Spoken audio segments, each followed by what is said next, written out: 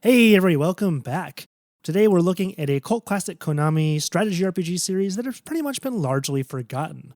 Like another great Konami RPG series, Suikoden, the Vandal Hearts games try to weave in complex themes revolving around politics and mythology into a really heart-wrenching tale with satisfying combat that is both accessible and engaging. Today we're looking at Vandal Hearts 1 and 2 on the PS1. We're going to talk about their pros, the cons, what role they played in the era, what their legacy is, and where the series stands today.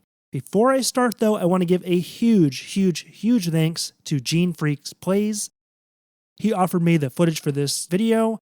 I was having so much trouble trying to get my capture card to work with my retro tank, and it just kept giving me laggy footage. So thank you so much, Gene Freak Plays. Go check out his channel. His channel is linked in the info section. Okay, let's journey into a universal world of good versus evil and explore one of the most forgotten RPG franchises of all time. Vandal Hearts came to North America in March 1997, and it cleanly kind of fits into that pre-FF7 early PS1 RPG list, with other games like Beyond the Beyond, Wild Arms, and another awesome Konami RPG debut, Suikoden. RPGs were kind of in an interesting spot in the mid-90s. There were absolute hits like Phantasy Star 4, Final Fantasy VI, and Chrono Trigger that were blowing people's minds, but there still seemed to be a fair bit of skepticism about them and whether or not they could represent a console. And one example that kind of lends itself to this is Bernie Stolar, who was the then president of Sega. He basically tried to shun JRPGs and wouldn't allow them on the console. He made it really hard for working designs to make more games for the Saturn.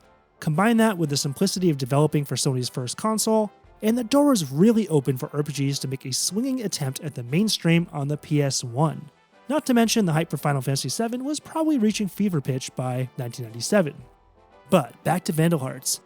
If you can trust VG charts, Vandal Hearts sold around 140,000 copies in the US and nearly 500,000 copies worldwide, enough to spawn a sequel in a few years. Now, I played this game after the fact in 1999. The visuals at that point were no doubt still a little impressive, but they weren't exactly matching the games that were coming out later on. This is a 3D isometric game with fully 3D stages and 2D sprites. The game looked really impressive in 1996, and it allowed for some really cool 3D aspects, like archers having more range on elevated grounds, being able to push blocks and boulders, and being able to use natural obstacles like trees to shield yourself from enemies.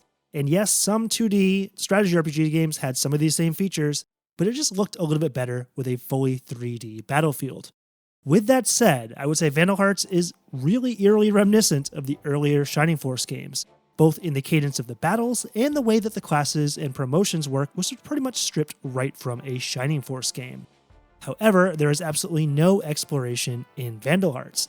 Instead, you have a menu system where you can go on the world map, explore cities, and go into places like a shop, a dojo, or a pub. These all served a different purpose. The shop is pretty self-explanatory. You bought equipment and new items, and I like that there was an auto sell option, like when you bought a new weapon, he would automatically buy your old weapon. But at the same time, I also felt like the shop was a little bit mindless.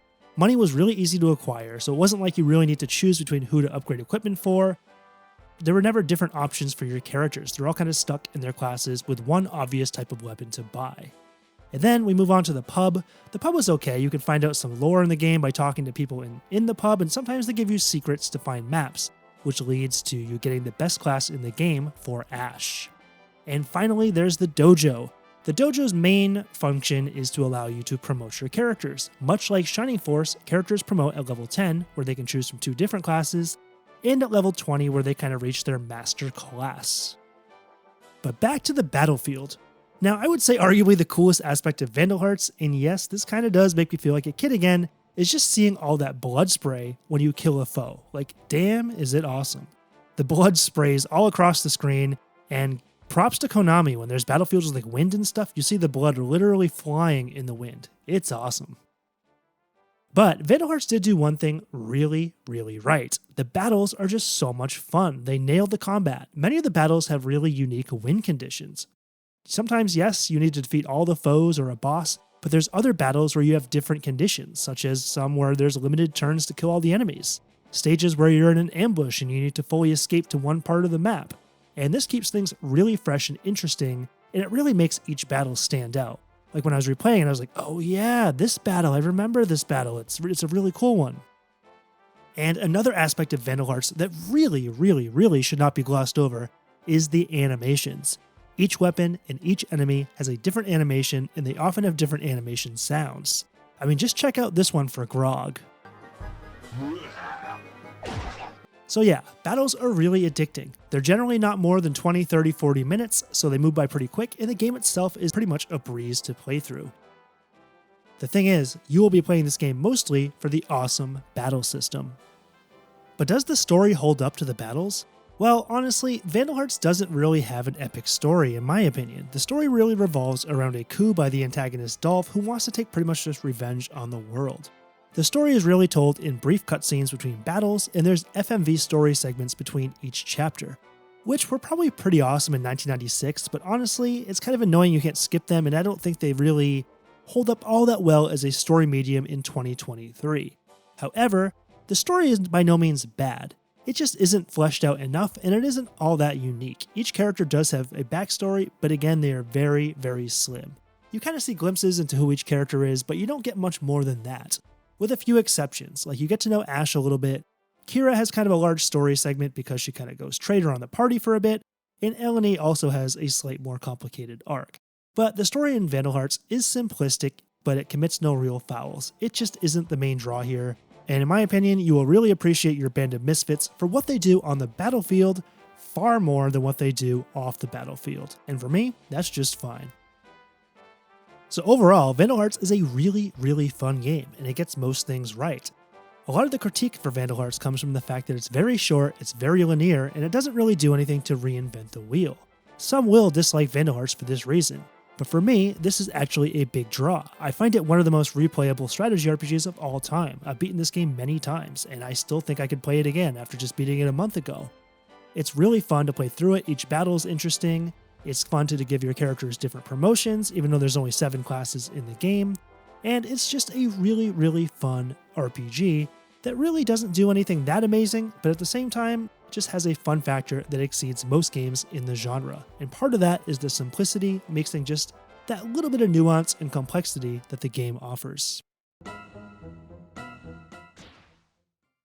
Enter Vandal Hearts 2. This game came out in December 1999. By this time, JRPGs were coming out left and right on the PS1, and there were tons of system sellers. Once again, Vandal Hearts followed Suikoden by just a few months. Suikoden 2 was released in August of that same year. So could Vandal Hearts 2 stand up in a crowded field of JRPG gems? The biggest change in Vandal Hearts 2 really comes from the combat. This time, there's an active time battle that sort of works like a virtual chess match where 2 characters move at the same time. This means that you can only choose one character to move at once, and you need to guess which enemy will move in that same frame. There is admittedly some awkwardness here, like you're going to watch your character slash the air a bunch of times where you think there would have been an enemy, but it also makes the game more challenging and strategic, and I find it really fun. And it makes every move feel really consequential. That said, most of the battles in Vandal Hearts 2 simply are just kill all the foes on the screen. There are occasional battles with different objectives, but they're not all that common. I personally love the combat, but it's also not entirely perfect there. Sometimes the AI just does some dumb stuff. Like there was one battle I was playing the other night, and one of the enemies just decided to stop right 2 blocks away from my character and just turn his back to me for no reason. In a battlefield, would you just walk up to an enemy and just turn your back to them to look at a tree? Probably not.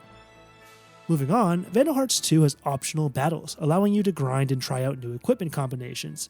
Some newer players might find this really helpful, while some will find it tedious. I enjoy having the option, though I admittedly don't find the optional battles quite as rewarding as a game like Final Fantasy Tactics, where there's tons of new classes and skills to master. That said, there's no more classes in Vandal Hearts. This time, all your skills are rooted to weapons and armor, and you can give any character any weapons and armor you want. So you could theoretically take a tank like Vlad and make him a magic user. And you can transfer skills from old weapons or equipment to new stuff. To me, I actually prefer this. I like the customization. It's not too complex where it gets really annoying and tedious, but I do like that you have much more customization over your party, and that really helps add to the challenge that the game already has. So, how is the narrative in Vandal Hearts 2? Well, it is far more complex and in-depth than its predecessor, which results in a mixed bag. I do like the characters and they feel more fleshed out. For instance, I really like the banter between Vlad and Pike. It makes both of them seem really endearing and it fits their personality. And it makes me kind of wish that some characters like Clint and Diego might have had that in the original Vandal Hearts. But at the same time, Vandal Hearts suffers from what I am going to call "what or who the hell is that" syndrome. There are so many places, so many characters, so many different titles like kings and regents and stuff, and it just kind of gets crammed down your throat and it gets a little bit confusing. But with that said, I find the story has some really hard-hitting moments, especially with the childhood characters like Joshua, Adele, Clive, and Yuri. So, the story is definitely more emotionally gripping than the first game, but it is also admittedly more convoluted and ambitious. Now, I'm in the minority here. Overall, I actually think Vandal Hearts 2 is a better game than Vandal Hearts 1. For a couple reasons. One, I really like the combat. It is experimental, I've never played a game like it, I like the Hardy challenge, and I think it's a really fun combat system. But also, the music in this game is just incredible. Vandal Hearts 1 had really good music as well, but Vandal Hearts 2 is just one of the best symphonic soundtracks I've ever listened to. And actually, I really like the graphics. The graphics are something that were constantly criticized in this game, but I find them really charming, and I really like how much small detail is in stuff like the homes and stuff. I find it really pleasant on the eyes. I think for a lot of people, they feel the opposite. That Vandal Hearts 2 was a letdown and a flawed experiment that takes a step back for every step forward. But I would urge fans to return to this game, and for new fans not to listen to that criticism and to give it a fair chance. Because in my opinion, Vandal Hearts 2 is definitely in my top 10 favorite PS1 RPGs, and it might even be a top 5er. This is honestly a game I just adore. So that brings us to the legacy of Vandal Hearts and where it is now. Vandal Hearts might have eroded from the RPG annals, but there was actually a sequel on the Xbox 360 and the PS3 called Vandal Hearts: The Flames of Judgment, which is a prequel to Vandal Hearts 1. Now, I have admittedly never played this, but it was digital only, and it received very poor scores. So I'm sorry, I'm not going to talk about it in this video because I don't have experience with it. So if you want to talk about it in the comments, feel free. Now, Vandal Hearts was once a really respected series, though it never really left cult status and never probably sold as well as Konami would have wished. And honestly, it never received the popularity of its sister series, Suikoden. Nevertheless, many gamers consider Vandal Hearts a hidden gem, and we Vandal Hearts 2 fans certainly feel the same way and want the game to get more respect. With the Suikoden 1 and 2 HD remasters coming, there is just a glimmer of hope, just a glimmer, that Vandal Hearts will once again rise from the ashes and blow us all away. But having not heard any information on other series like Castlevania or Metal Gear Solid, I'm not holding my breath on hearing anything about Vandal Hearts in the near future. So for now, these games are left in obscurity, but they are both hidden gems on the PS1 that I really think any fan of the genre should attempt to find and play. Alright, let me know, did you play these games? Which one did you prefer, and why? You know my opinion, love both of them, prefer the second game, which I think puts me in the minority, but let me know down below. Thanks for watching, really appreciate it, game on.